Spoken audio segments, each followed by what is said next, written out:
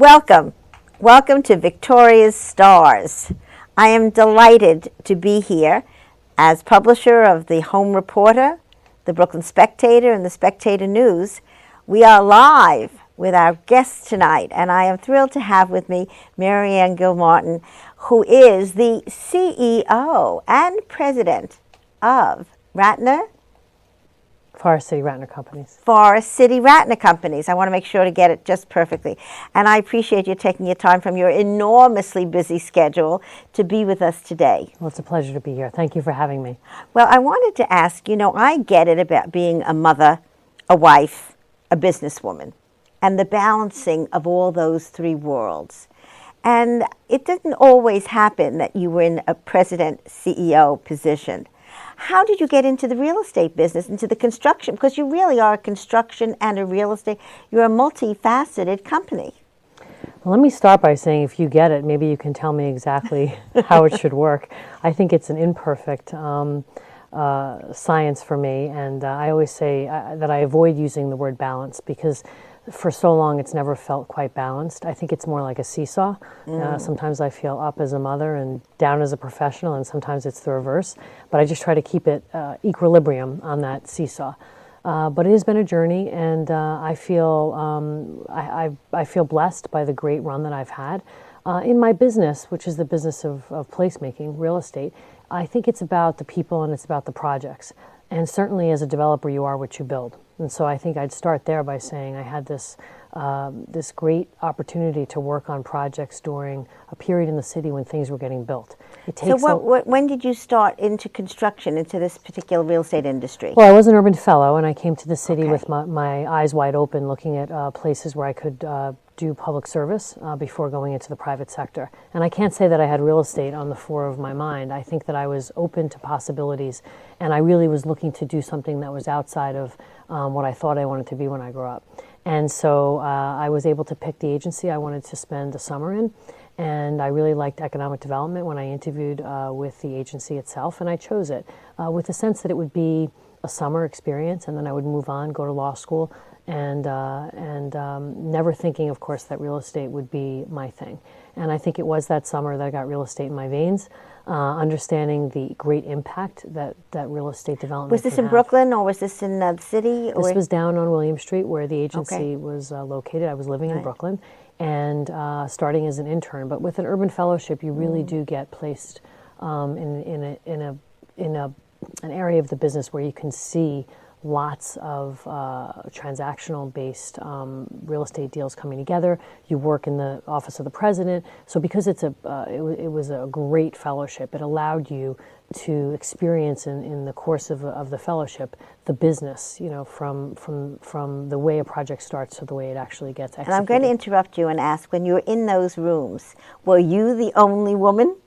I was the only woman often, and I can tell you that it was, I think I never got that memo that when you're a woman, you're not supposed to feel like you have a place at the table. I certainly came with the qualifications to learn and explore with the fellowship. I knew very little, and I'd like to say that agency at the time under Mayor Koch was a place where anybody who wanted to develop in the city wanted to work in the Public Development Corporation, in part because they were doing so much, and they gave young people an extraordinary berth to learn, explore, and you'd meet with developers. And these young students knew very little about the business, but had a great passion for learning and wanting to make an impact. And so I can tell you that not only was I among the youngest in the room, but certainly I would look up and see in a room full of 10, 20 people during a large meeting that there were few, if any, other women in the room. With the working, do you have a rule for yourself in terms of, I know Monday night I'm going to be home, or I know I'm going to make the ball game, or I'm going to be missing the ball game? How do you handle that piece of business and family? So first of all, I have a rule that says in 20 years I'm not waking up looking back and saying, what have I done? So I think that I do my best work after 11 p.m. I think that I have probably sacrificed sleep and personal time, all to the better, because I am present for my children and for my family in the way that I think I'm present in my work. And so for me, the last year and a half, the great eureka was that I couldn't continue to commute.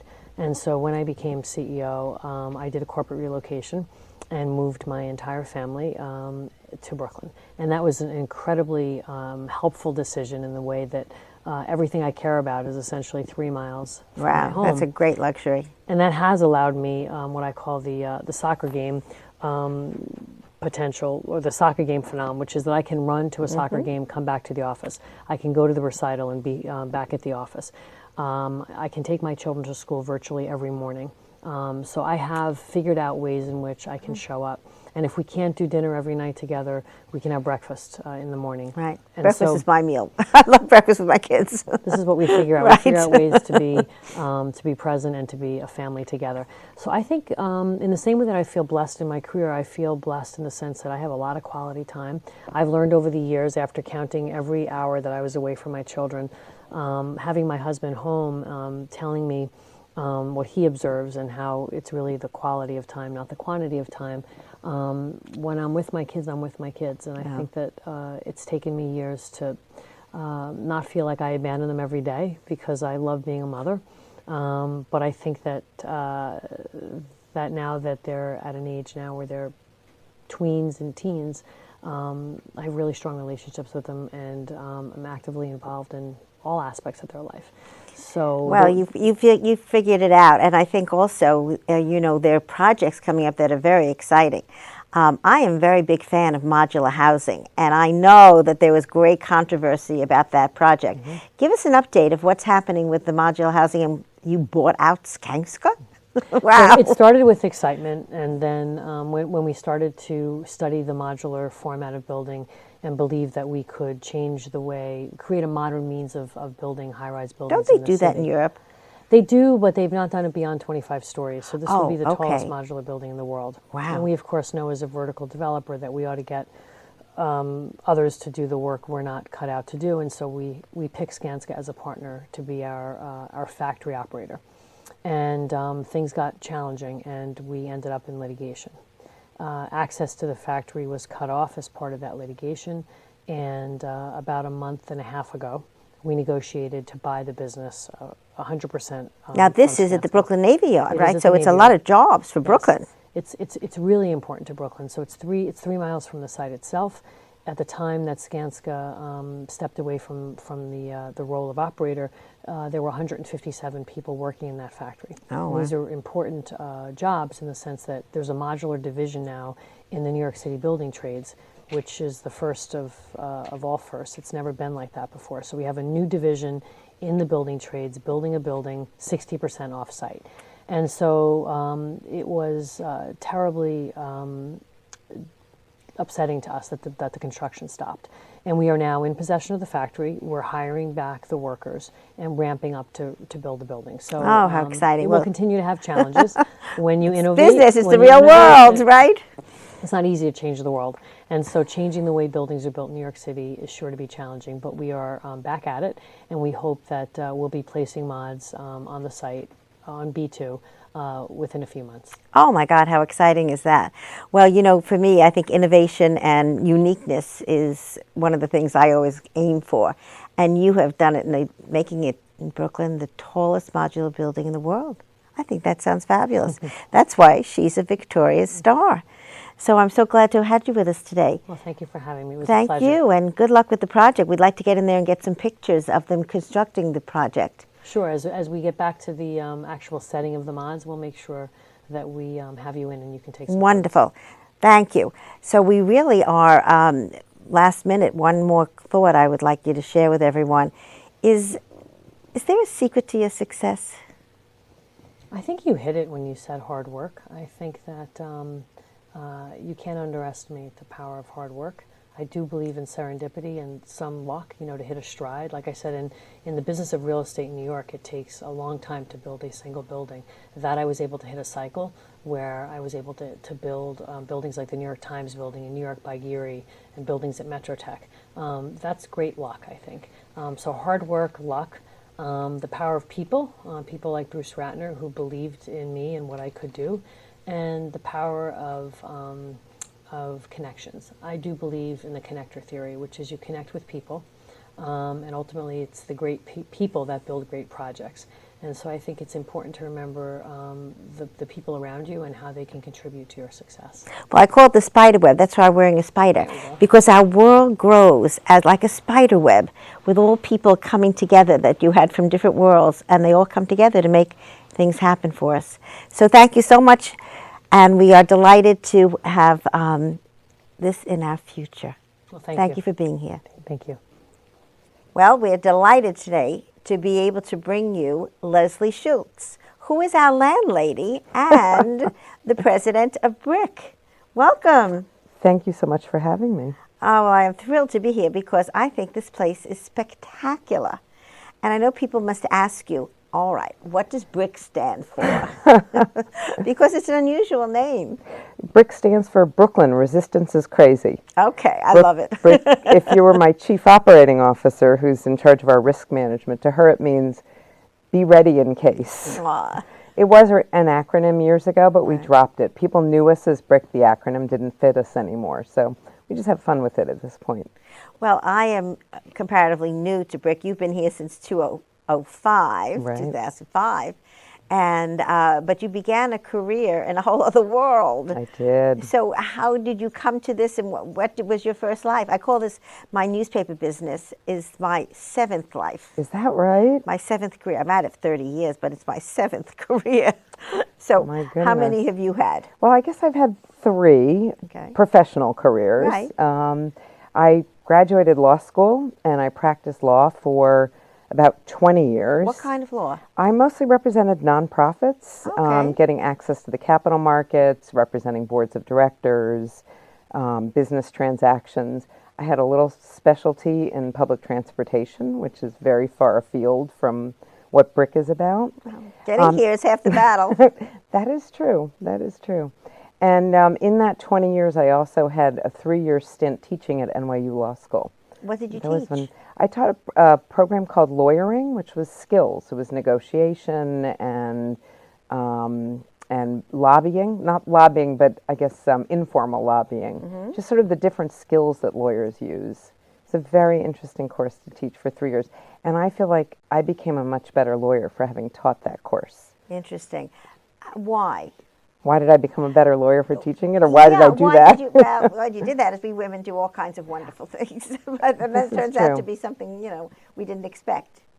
Well, I think I became a better lawyer because we were using the technology of videotaping our students and in their various different sort of assignments, and in watching people and how they behaved in negotiation or how they behaved in a conversation, I started thinking about my own behavior and what I might be able to do differently when I went back to my practice. So it was just really fun to step back and just really watch and think and analyze. I think everybody should take a break from their career and get a chance to think about their field. Well, I know that you've taken unexpected breaks. Yes, I have. Because I appreciate that you're sharing with us that you had been very sick just a few years ago. Yes, a couple of different times. Once before I came to BRIC, I was, when I was 44 years old and in the middle of really an extraordinary stretch of my career, traveling to London, fighting the privatization of the London Underground, and just really involved in some major international projects. I was A diagnosed lot of with stress? probably a And lot of stress. looking back? But I enjoyed it. It really Right. invigorated me. It's hard to travel. I had young children at the time, and that was tough. But I was, when I was in the midst of this, I was diagnosed with breast cancer, and a very aggressive breast cancer. Stage? Stage 3C and looking over. Wow. I had really extraordinary care and treatment, but in the course of that treatment, which forced me to stop working, stay home on my couch, which I really enjoyed because all of a sudden I got to be there when my kids came home from school. It Look was how very something bad, interesting something change. good. You found something good. Something really good. But they gave me a ton of chemo because it was I had so much lymph node involvement, and it was sort of a very high risk case. In the course of staying home for that year, I really decided that I wanted to stop traveling and be much closer to the family. And I was lucky enough when I started looking around at what else I might do besides the law practice I had to get this job at BRIC. And I had the job for 9 years, and everything was going great, and we're getting very close to opening this wonderful building that you were talking about before. And on the very day that I learned that we had finished fundraising to be able to build the building, I got a phone call that I had some very abnormal blood results. And it turned out that all that chemo that I had in 2003 had caused leukemia. Oh, my. So all of a sudden I was back on the couch and trying to recover from that battle. And I'm one of the very fortunate people who has come through a very dire diagnosis now twice and have come back to my beloved BRIC and been able to continue with my beloved family, and I'm really flourishing. Well, I think somehow when there is great adversity, maybe life becomes so much more sweet. And how have you been able to cope, with this? I call my life Yeah. But you've had that also. Do you Yeah, appreciate life a little differently? I think, and it's very. I think I do. I think that I see a sunrise and I say, I pause and I feel the miracle of the sunrise or the moonrise. I see my dog bouncing around the house and I see another miracle there. I get a phone call from my mother and I'm just so aware of what a precious gift it is. But I will say that, my way of dealing with the illness was never to kind of stare it in its face and let it stare me down. I think that both times I said to myself, well, I may survive this, I may not survive this. If I don't want the last days of my life to be about being unhappy and depressed about what's happened to me. I want to really appreciate and embrace everything that I can do. And I think, so when I'm facing the big issues, my inner survivor comes out. But then I will sometimes forget everything I've been through, and I'll get so stressed out about a little thing. Oh, well, I got very stressed out about wrapping packages, and and I'm like you. A friend of mine did something very unusual. She had just had brain surgery, and got through all the surgeries and went back to work. And I called her just to check in on her, and I said, "How are you doing?" She said, "Well, I just finished my pity party." And I said, "Pity party? What's that?" She says, "Every day at 3 o'clock, I shut my office door, I cry, I scream, why did this happen to me? How could this be? And for 15 minutes, I carry on and cry and scream." Isn't that interesting? And then at 3:15, I go to the drawer, I fix my eye makeup, I put my lipstick back on, and I open my office door and begin working again. Wow. What a skill to be able to compartmentalize things like that. But to allow yourself, so I'm wondering, to allow yourself to feel sorry for yourself when you've been through that. Was that not in your DNA? I don't think so. I'm a daughter of a Holocaust survivor, and I actually think that has shaped my has shaped my outlook.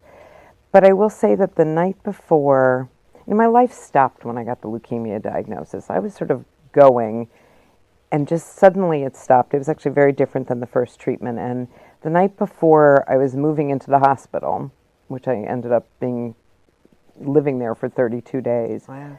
I did find myself just sobbing. I just didn't want to be taken away from home. And that's what it felt like. I felt like somebody was plucking me away from my nest and my daughters and my husband and my dog and my wonderful colleagues here at BRIC. And that's the only time that I can recall just having a real hard time with it. Mm-hmm. The rest of it was one foot instead of in front of the next. But I think there's no right or wrong way, Vicki. I think we all find our way of coping. And your friend, that's how she got it out of her system, because it was bubbling up and she needed to get it out of her system. And I needed something else. Yes, yes.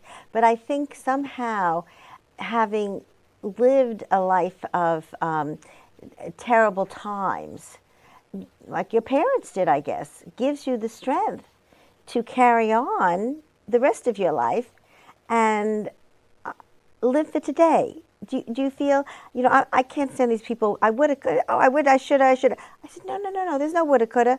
There's today. Right. How do you find that? Do you feel that you've become more in the moment kind of person? Well, this year's been really interesting. I think we're always changing a little bit. I think this last one did change me and slowed time down for me somehow. So that I think I was a person that was always rushing off to meetings or rushing off to emails. And now I'm much better at saying, I'm going to take those 15 minutes and stretch.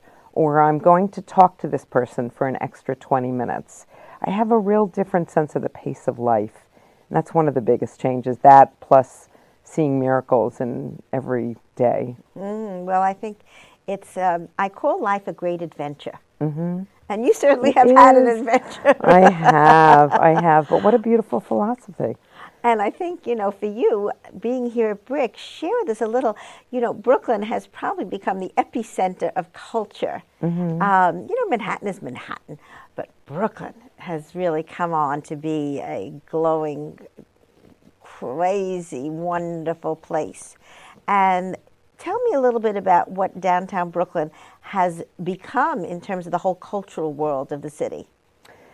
Well, I think it is, there's such a critical mass of cultural organizations that are here that we now are a destination for people to come and wander from place to place and, take in the different offerings. I mean, just in the 3 square blocks around where we are, maybe it's only 2 square blocks, there are, of course, the 3 Brooklyn Academy music venues, which are all amazing. Theater for a New Audience, which has one amazing theater production after another. The Mark Morris Dance Group, which not only hosts a world-class dance troupe led by a genius choreographer, but also a school for 1,200 dance students. And of course, you have BRIC, with its and the glass and the urban our next door upstairs neighbors and our upstairs neighbors. They are a separate Glass. entity, aren't they? They are. They are. You just do you lease it to them, or they are No. partners? This building is owned by the City of New York, and Urban Glass and BRIC are both in here under long-term licenses from the city. This building was originally built as a vaudeville palace. Was this the Strand Theater? This was the Strand Theater. Well, Did you ever? Well, I grew up in Brooklyn, so I knew these things. So it was a 3,800 seat theater. John Philip Sousa was on the stage. Oh. Harry Houdini was on the stage. Oh my goodness, history was on that stage. Yeah, and the building went into tax foreclosure in the 50s. The city collapsed the interior, wanted to use it for economic development, and so put in footings and columns and slabs. And there was a printing company here. There was a bowling alley here. This building has had many lives, like we've had many lives, right? That's very true. I had this marvelous moment. We had a very rudimentary black box theater here from 2001 till we moved out in 2010. Now we have a beautiful state-of-the-art performance venue. But we were doing a tap dance residency, and with a dancer named, I think it was Andrew Niemer.